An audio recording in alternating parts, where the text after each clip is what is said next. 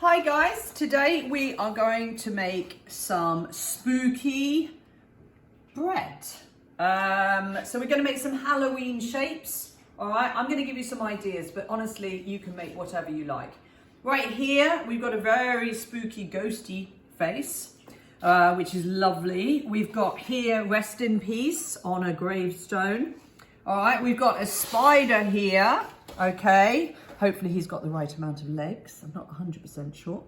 And then we've got some witch's fingers, okay? So in a previous video, we've actually shown you how to make the bread. The bread is super easy, okay? I'm gonna just move everything over a little bit so we've got a bit more space. To make the bread, you need strong flour. You can choose whatever flour you like. It can be white, brown, seeded, whatever you like.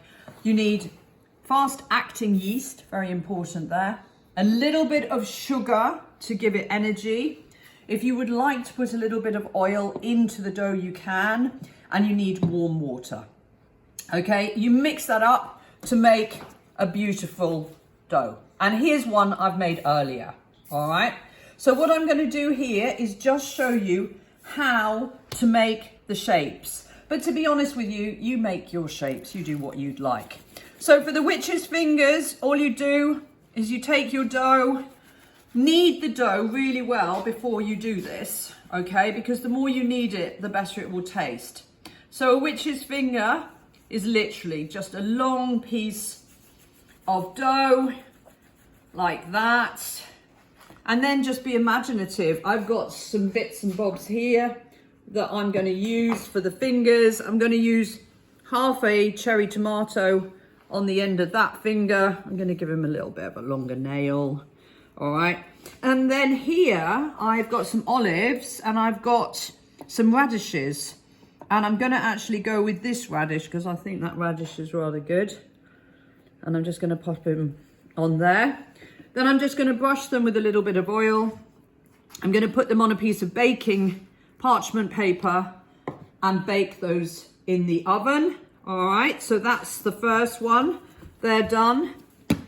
Then to make a screamy face, all you do is you take your dough. You can use a rolling pin if you want. You don't have to.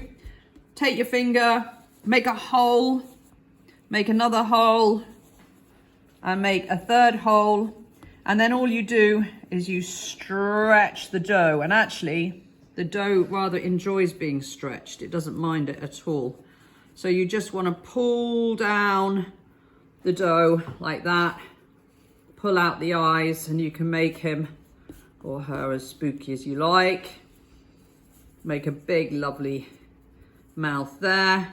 And then if you wanted to, you could just, again, brush with a little bit of oil. You could, if you would like, put some poppy seeds on just to make him a little bit more spooky. And to be honest, you could add anything you want. You want to pick that up, put it onto the paper and bake it in the oven. So with the rest of your dough, you can make whatever you like. We've got the spider. You just make his body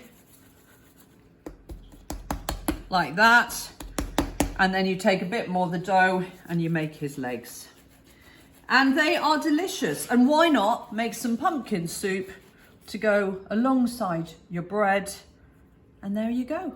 Enjoy.